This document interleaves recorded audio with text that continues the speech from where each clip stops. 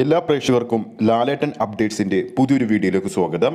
ഈ വരുന്ന മാർച്ച് 27-നാണല്ലോ മലയാള സിനിമ കണ്ടതിൽ വെച്ച് ഏറ്റവും ഹൈപ്പുള്ളതും ഏറ്റവും ചിലവേറിയ ചിത്രവുമായ എമ്പുരാൻ എന്ന സിനിമ ആഗോളതലത്തിൽ റിലീസിനെത്തുന്നത്.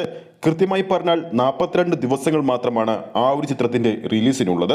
ആദ്യ ദിവസം കേരള ബോക്സ് ഓഫീസിൽ മാത്രം 700 സ്ക്രീനുകളിൽ എമ്പുരാൻ റിലീസിനെത്തുമെന്നാണ് അപ്ഡേറ്റുകൾ വരുന്നത്. കൂടാതെ ദിനം പ്രതി ചിത്രത്തിന്റെ ഫാൻ ഷോ കൗണ്ടുകളും കൂടി വരികയാണ്.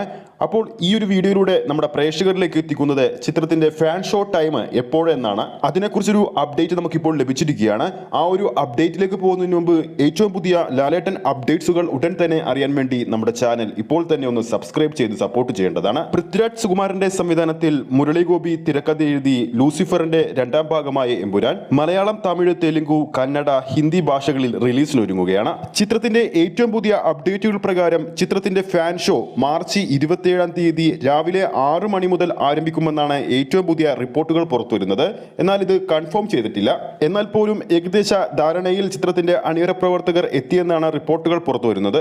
ചിത്രത്തിന്റെ റിലീസ് ദിവസം ആദ്യ ദിവസം കേരള ബോക്സ് ഓഫീസിൽ കളിക്കുന്ന ഓരോ തിയേറ്ററിലും മിനിമം 7 ഷോ വെച്ച് കളിക്കാനാണ് എമ്പുരാൻ സിനിമയുടെ ഷോ കൗണ്ടുകൾ നിർണയിച്ചിരിക്കുന്നത്. അങ്ങനെയാണെങ്കിൽ ആരാധകർ ഉറ്റുനോക്കുന്ന മറ്റൊരു ഘടകമാണ് കേരള ബോക്സ് ഓഫീസിൽ ആദ്യ ദിവസം ഏറ്റവും അധികം കളക്ഷൻ നേടിയ ലിയോ എന്ന ചിത്രത്തിന്റെ ഫസ്റ്റ് ഡേ കളക്ഷൻ പൃഥ്വിരാജിന്റെ സംവിധാനത്തിലെത്തിയ ലാലേട്ടൻ കേന്ദ്ര കഥാപാത്രമായി എത്തിയ എമ്പുരാന് മറികടക്കാൻ സാധിക്കുമോ എന്ന്. പുറത്തുവരുന്ന ഓരോ റിപ്പോർട്ടുകളും അനുസരിച്ച് ലിയോ കേരളത്തിൽ എത്തിയതിനേക്കാൾ കൂടുതൽ സ്ക്രീനിലായിരിക്കും ചിത്രം കേരള ബോക്സ് ഓഫീസിൽ എമ്പുരാൻ ആദ്യ ദിവസം എത്തുക.